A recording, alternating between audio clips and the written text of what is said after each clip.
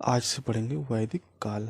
वैदिक काल के बारे में सबसे पहले घटना सार का जो आगे नोट्स दिया रहता है वो पढ़ेंगे। नोट्स। वैदिक शब्द वेद से बना है। वेद का अर्थ ज्ञान होता है। वेद का अर्थ क्या होता है? वेद का अर्थ ज्ञान होता है। भारत में सैंधव संस्कृत के पश्चात जिस नवीन सभ्यता का विकास हुआ उसे वैदिक सभ्यता या आर्य सभ्यता के नाम से जाना जाता है। आर्य शब्द भाषा आर्य शब्द भाषा सूचक है जिसका अर्थ होता है श्रेष्ठ या कुलीन। अर्थ का क्या अर्थ है? आर्य का अर्थ है श्रेष्ठ या कुलीन। क्लासिकी संस्कृत में आर्य शब्द का अर्थ है एक उत्तम व्यक्ति। आर्य शब्द का क्या अर्थ है? आर्य शब्द का अर्थ है एक उत्तम व्यक्ति। आर्यों का इतिहास मुख्यतः वेदों से ज्ञात होता है। सामान्यतः वैदिक साहित्य की रचना का श्रेय आर्यों को दिया जाता है। वैदिक साहित्य की रचना किसने की थी? आर्यों ने की थी। आर्यों के मूल निवास स्थान को लेकर मतभेद है। प्रमुख इतिहासकारों ने इस पर अलग अलग विचार व्यक्त किए हैं, जिसके अनुसार आर्यों का मूल निवास प्रमुख विद्वानों के अनुसार कहाँ कहाँ दिया गया है ये देखते हैं। कश्मीर और हिमालयन क्षेत्र से आए थे, ये किसने कहा था? यल्डी कल्क ने कहा था। ब्रह्मर्षि देश से आए थे, किसने कहा था? पंडित गंगानाथ झा ने कहा था। सप्त सैंधव प्रदेश से आए थे, किसने कहा था? डॉक्टर अविनाश चंद्र दास ने कहा था। देविका प्रदेश मतलब मुल्तान से आए थे, यह किसने कहा था? एस.टी. त्रिवेदी ने कहा था। दक्षिणी रूस से आए थे, यह किसने कहा था? गार्डन चाइल्ड ने कहा था। मध्य एशिया से आए थे, यह किसने कहा था? मैक्स मुलर ने कहा था कि मध्य एशिया से आए थे आर्य लोग। बाल गंगाधर तिलक ने कहा था दक्षिणी ध्रुव से आ रहे थे आर्य लोग। स्वामी दयानंद सरस्वती ने कहा था आर्य लोग तिब्बत से आए थे। हर्ट एंड पिंका ने कहा था आर्य लोग जर्मनी से आए थे। और पी गाइल्स ने कहा था आर्य लोग डेन्यूब नदी की घाटी से आए थे आर्य लोग भारत में। वैदिक काल को दो भागों में विभाजित किया जाता है, ऋग्वैदिक और उत्तर वैदिक काल में। ऋग्वैदिक का कार्यकाल कितना है? 1500 ईस्वी से लेके 1000 ईसा पूर्व तक है। और उत्तर वैदिक का कार्यकाल 1000 ईसा पूर्व से लेके 600 ईसा पूर्व तक माना जाता है। ऋग्वैदिक काल का इतिहास पूर्णतः ऋग्वेद से ज्ञात होता है। ऋग्वेद में लोहे का उल्लेख नहीं है। लोहे का उल्लेख ऋग्वेद में नहीं मिलता है। उत्तर वैदिक ग्रंथों में लोहे का उल्लेख मिलता है। ऋग्वेद के नदी सूक्त में 19 नदियों का वर्णन है। कितनी नदियों का वर्णन है? 19 नदियों का वर्णन ऋग्वेद के नदी सूक्त में मिलता है, जिसमें सबसे पश्चिम में कुंभा तथा सबसे पूर्व में गंगा नदी है। सबसे पश्चिम में कौन सी नदी है? कुंभा नदी है। और सबसे पूर्व में कौन सी नदी है? सबसे पूर्व में गंगा नदी है। ऋग्वेद में अफगानिस्तान की 4 प्रमुख नदियाँ का उल्लेख मिलता है। और ये अफगानिस्तान की 4 प्रमुख नदियाँ कौन कौन सी है? कुमरू है, कुभा है, गोमती है और सुवास्तु है। अफगानिस्तान की 4 नदियाँ कौन सी हैं? कुमरू, कुंभा, गोमती और सुवास्तु का उल्लेख जो है ऋग्वेद में मिलता है। ऋग्वेद में सप्त सैंधव प्रदेश की 7 नदियों का उल्लेख मिलता है। ऋग्वेद में सप्त सैंधव प्रदेश की 7 नदियों का उल्लेख मिलता है। वह नदियाँ कौन कौन सी हैं? पहली है सरस्वती, विपाशा, पुरुषड़ी, वितस्ता, सिंधु, सुतुद्री और अस्कनी। 7 नदियाँ कौन सी हैं? सरस्वती, विपाशा, परसुड़ी, वितस्ता, सिंधु, सुतुद्री, अस्कनी। ऋग्वेद में यमुना का 3 बार उल्लेख किया गया है, जबकि गंगा का केवल 1 बार उल्लेख हुआ है। यमुना का उल्लेख 3 बार और गंगा का उल्लेख कितनी बार है? 1 बार उल्लेख है। इसमें कश्मीर की एक नदी मृद वृद्धा का उल्लेख मिलता है। जम्मू कश्मीर की कौन सी नदी है जिसका उल्लेख मिलता है? मृद वृद्धा का उल्लेख मिलता है। ऋग्वेद में सिंधु नदी का सर्वाधिक बार उल्लेख हुआ है। सर्वाधिक बार उल्लेख किस नदी का हुआ है? सिंधु नदी का उल्लेख सर्वाधिक बार हुआ है, जबकि ऋग्वैदिक आर्यों की सबसे पवित्र नदी सरस्वती थी। ऋग्वैदिक आर्यों की सबसे पवित्र नदी कौन सी? ये सरस्वती नदी सबसे प्रमुख नदी थी, जिसे मातिमा, देवीतमा और नदीतमा कहा गया है।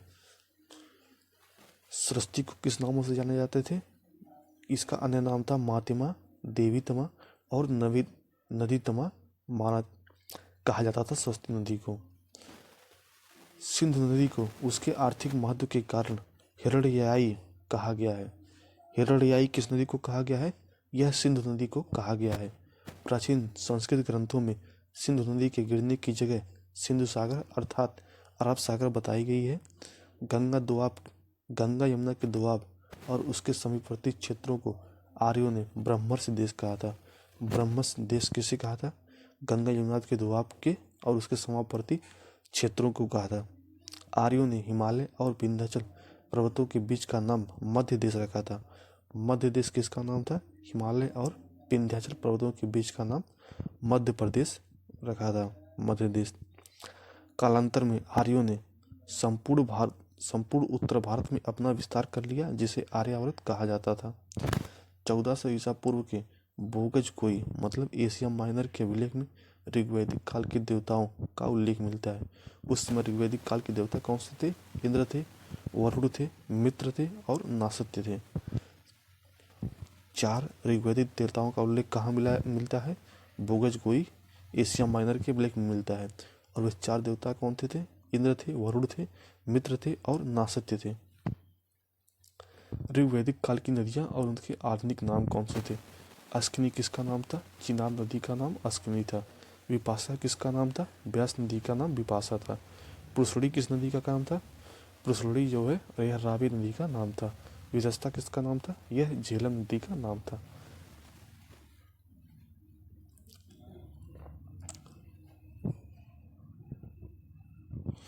कुभा किसका नाम था? यह काबुल नदी का नाम था।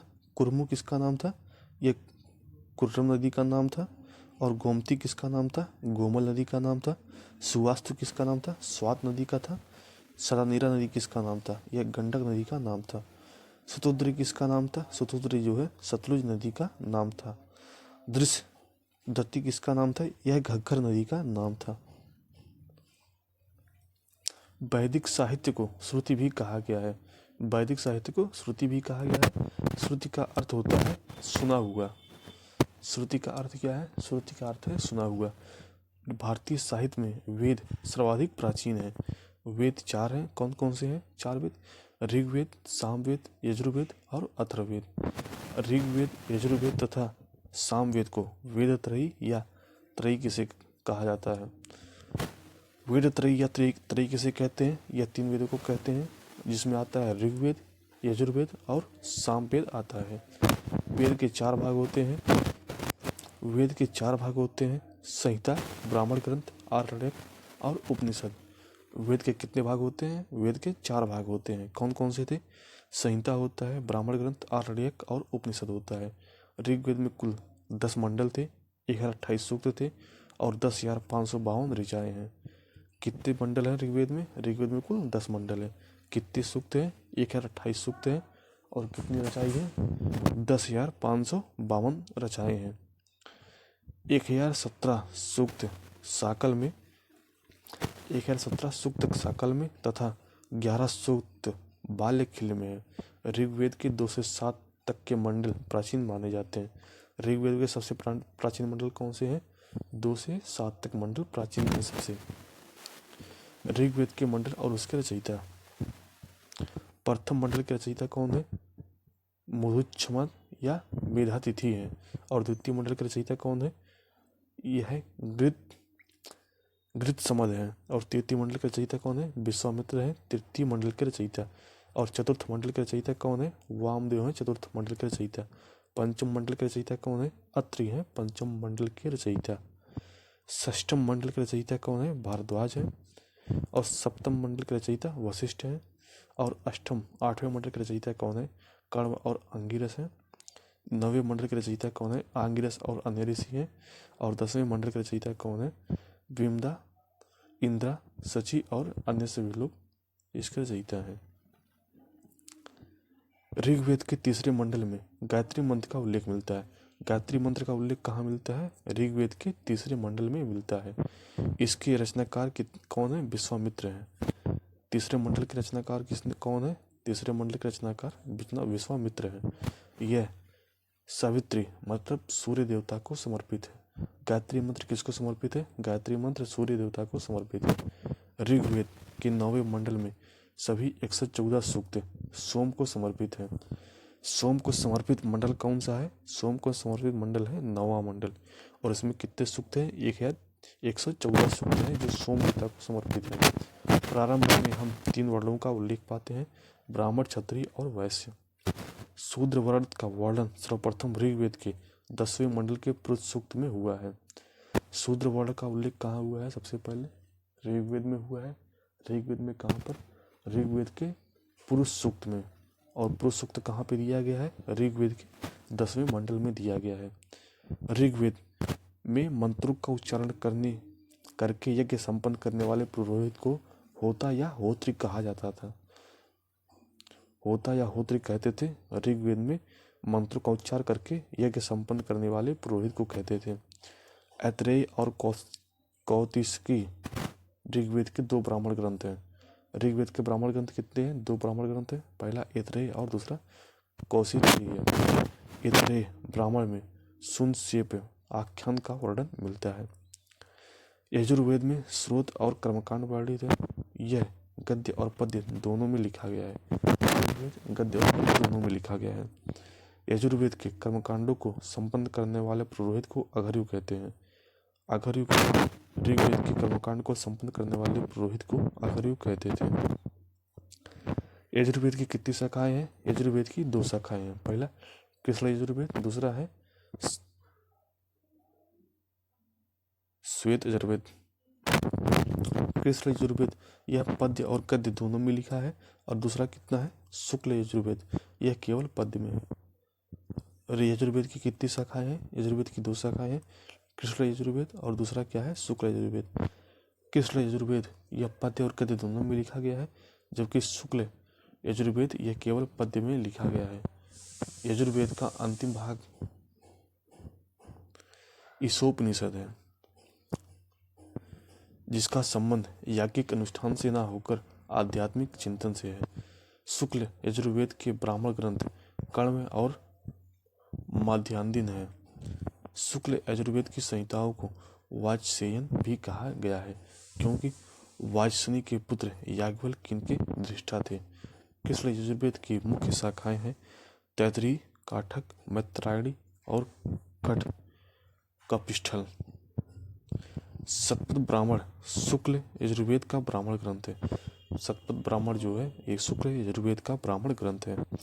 इसमें पुनर्जन्म का सिद्धांत, जल प्लावन कथा, पुरुषला उर्वशी आख्यान और पुरुष मेघ यज्ञ का वर्णन मिलता है। साम का अर्थ है संगीत या गायन होता है। सामवेद में यज्ञों के अवसर पर गाए जाने वाले मंत्रों का समूह है। जो व्यक्ति इन मंत्रों को गाता था उसे उद्गाता कहते थे। सामवेद के मंत्रों को गाने वाले को उद्गाता कहते थे। सामवेद में कुल 1875 ऋचाएं हैं, जिनमें से 75, जबकि कुछ विद्वानों के अनुसार 99 को छोड़कर शेष सभी ऋग्वेद में उपलब्ध है। सामवेद में कुल कितनी ऋचाएं हैं? 1875 ऋचाएं हैं। सामवेद के प्रमुख ब्राह्मण ग्रंथ कौन है? कौथुम है, रामायणी है और जैमिनी आदि हैं। यजुर्वेद में अथर्ववेद में कितने कांड है? अथर्ववेद में 20 कांड है, 730 सूक्त हैं और 5987 मंत्र है। इसमें से 1200 मंत्र ऋग्वेद के हैं। अथर्ववेद के मंत्रों का उच्चारण करने वाले पुरोहित को ब्रह्मा कहते थे। ब्रह्मा किसे कहते थे? ब्रह्मा कहते थे अथर्ववेद में मंत्रों के उच्चारण करने वाले पुरोहित को। अथर्ववेद में मगध और अंग दोनों को दूरस्थ प्रदेश कहा गया है। इसमें सभा और समिति को प्रजापति की 2 पुत्रियां कहा है। प्रजापति की 2 पुत्रियां कौन सी थी? यह सभा और समिति थी। इसमें सामान्य मनुष्य के विचारों, विश्वासों तथा अंधविश्वासों का वर्णन मिलता है। अथर्ववेद की 2 शाखाएं उपलब्ध हैं, पिप्पलाद और शौनक है। अथर्ववेद की कितनी शाखाएं हैं? 2 शाखाएं हैं। एक पहला है पिप्पलाद है और दूसरा क्या है? शौनक है। याज्ञवल्क्य गार्गी के प्रसिद्ध संवाद का उल्लेख बृहदारण्यक उपनिषद में मिलता है। याज्ञवल्क्य और गार्गी का प्रसिद्ध संवाद किसमें है? यह बृहदारण्यक उपनिषद में है। कठोपनिषद में यम और नचिकेता का संवाद उल्लिखित है। यम और नचिकेता का संवाद कहाँ पे है? कठोपनिषद में लिखा गया है। कठोपनिषद कृष्ण यजुर्वेद का उपनिषद है। कठोपनिषद किसका उपनिषद है? यह कृष्ण यजुर्वेद का उपनिषद है। सत्यमेव जयते शब्द मंडूक उपनिषद से लिया गया है। सत्यमेव जयते कहाँ से लिया गया है? मंडूक उपनिषद से लिया गया है। अथर्ववेद का एकमात्र ब्राह्मण कौन सा है? यह गौपथ ब्राह्मण है। अथर्ववेद का कोई भी आरण्यक नहीं है। उपनिषद धर्म पर आधारित पुस्तकें हैं, इन्हें वेदांत कहते हैं। वेदांत किसको कहते हैं? वेदांत जो है उपनिषद को वेदांत कहा जाता है। उपनिषद का अर्थ क्या है? शिष्य द्वारा ज्ञान प्राप्ति हेतु गुरु के समीप बैठना है। उपनिषद में प्रथम बार मोक्ष की चर्चा मिलती है। मोक्ष की चर्चा कहाँ मिलती है? सबसे पहले यह उपनिषद में मिलती है। यह शब्द श्वेताश्वतर उपनिषद में पहली बार आया है। वेदांग की संख्या कितनी है? वेदांग की संख्या 6 है। ये 6 कौन कौन से हैं? शिक्षा, कल्प, व्याकरण, निरुक्त, छंद और उपनिषद। वेदांग कितने हैं? वेदांग हैं 6 हैं। कौन कौन से हैं? शिक्षा, कल्प, व्याकरण, निरुक्त, छंद और उपनिषद और ज्योतिष है। शुल्ब सूत्र में यज्ञ वेदियों को मापने, उनके स्थान चयन तथा निर्माण आदि का वर्णन मिलता है। पुराण कितने हैं? पुराण जो है 18 है। कौन कौन से? मत्स्य पुराण, मार्कंडेय, भविष्य, भागवत, ब्रह्मा, ब्रह्मवैवर्त, ब्रह्मा, वामन, वराह, विष्णु, वायु, अग्नि, नारद, पद्म, लिंग, गरुड़, कुर्म और स्कंद पुराण। इसकी रचना लोमहर्षि ऋषि और उसके पुत्र उग्र श्रवा द्वारा की गई थी। पुराणों की रचना किसने की थी? यह लोमहर्षि ऋषि और उसके पुत्र उग्र श्रवा ने की थी। इसमें भविष्यत काल्य शैली में कलयुग के राजाओं का वर्णन मिलता है। हिंदू पौराणिक कथा के अनुसार समुद्र मंथन हेतु मथनी के लिए मंदराचल पर्वत तथा रस्सी के रूप में सर्पों के राजा वासुकी का उपयोग किया गया था। इसमें विष्णु ने कूर्मावतार धारण कर मंदराचल पर्वत को अपने ऊपर उठाया था। अनु, द्रुहा, पुरु, यदु और ध्रुवस को पंचजन कहा गया है। जन के अधिपति को राजा कहते थे। राजा किसे कहते थे? जन के अधिपति को राजा कहते थे। कुलप परिवार का स्वामी होता था। कुलप परिवार का स्वामी पिता अथवा बड़ा भाई होता था। ग्राम का मुखिया ग्रामणी कहते थे। ग्राम के मुखिया को ग्रामणी कहते थे। और विष का प्रमुख विस्पति कहलाता था। दशराग युद्ध का उल्लेख ऋग्वेद के 7वें मंडल में मिलता है। दशराग का युद्ध कहाँ मिलता है? यह ऋग्वेद के 7वें मंडल में मिलता है। इस युद्ध में प्रत्येक पक्ष में आर्य तथा अनार्य थे। यह युद्ध पुरुषोड़ी नदी के तट पर लड़ा गया था। पुरुषोड़ी नदी का आधुनिक नाम क्या है? यह रावी नाम है। दशराग युद्ध भारतों के राजा सुदास तथा 10 राजाओं के एक संघ, जिसमें थे पंचजन और 5 लघु जनजातियां थी। कौन कौन सी? आलिनी, पख्त, बलान, सेवी और विषाणिन के राजा सम्मिलित इसके साथ हुआ था। दशराग का युद्ध किसके बीच हुआ था? यह भरतों के राजा सुदास के बीच और 10 राजाओं के बीच हुआ था। और भरतों के राजा सुदास कौन से थे? यह त्रिशु राजवंश के थे। और इसमें थे 10 राजाएं कौन सी थी? इसमें पंचजन थे तथा 5 लघु जनजातियां थी। कौन सी थी? आलिनी थी, पख्त थी, भलान, शिवी और विषाणिन के राजा सम्मिलित थे। इस युद्ध में सुदास की विजय हुई थी। सुदास के पुरोहित वशिष्ठ थे। ऋग्वैदिक युग में राजा भूमि का स्वामी नहीं था, वह प्रधानतः युद्ध में जन का नेता होता था। विदत आर्यों की सबसे प्राचीन संस्था थी। आर्यों की प्राचीन संस्था कौन सी थी? विदत थी। आर्यों में पुरोहित, ऋग्वेद में पुरोहित, सेनानी तथा ग्रामणी का उल्लेख मिलता है। पुरोहित युद्ध के समय राजा के साथ जाता था। अस्पश मतलब गुप्तचर होता है तथा दूत नामक कर्मचारियों का भी उल्लेख मिलता है। ऋग्वैदिक समाज की सबसे छोटी इकाई कौन सी थी? ऋग्वैदिक समाज की सबसे छोटी इकाई थी परिवार या कुल होती थी। ऋग्वैदिक समाज कैसा था? यह पितृसत्तात्मक समाज था।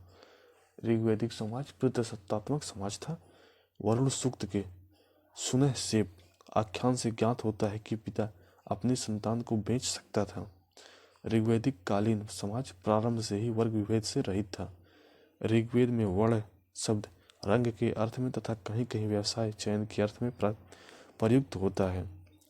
ऋग्वेद के 10वें मंडल के पुरुष सूक्त में सर्वप्रथम शूद्र का उल्लेख मिलता है। शूद्र का उल्लेख कहाँ मिलता है? ऋग्वेद के 10वें मंडल के पुरुष सूक्त में मिलता है शूद्र का उल्लेख। इसमें विराट पुरुष के विभिन्न अंगों से 4 वर्णों की उत्पत्ति बताई है। विराट पुरुष के मुख से ब्राह्मण, भुजाओं से क्षत्रिय और उरु मतलब जंघा से वैश्य तथा पैरों से शूद्र नामक उत्पन्न हुए थे। गोत्र शब्द का सर्वप्रथम उल्लेख ऋग्वेद में हुआ है। गोत्र शब्द का सर्वप्रथम उल्लेख ऋग्वेद में हुआ है। गोत्र शब्द का मूल अर्थ है गोष्ठ अथवा वह स्थान जहाँ समूचे कुल का गोधन पाला जाता था, परंतु बाद में इसका अर्थ एक ही मूल पुरुष से उत्पन्न लोगों का समुदाय हो गया। गोत्र प्रथा की स्थापना उत्तर वैदिक काल में हुई थी। आर्यों द्वारा अनार्यों को दिए जाने वाले विभिन्न नाम कौन से थे?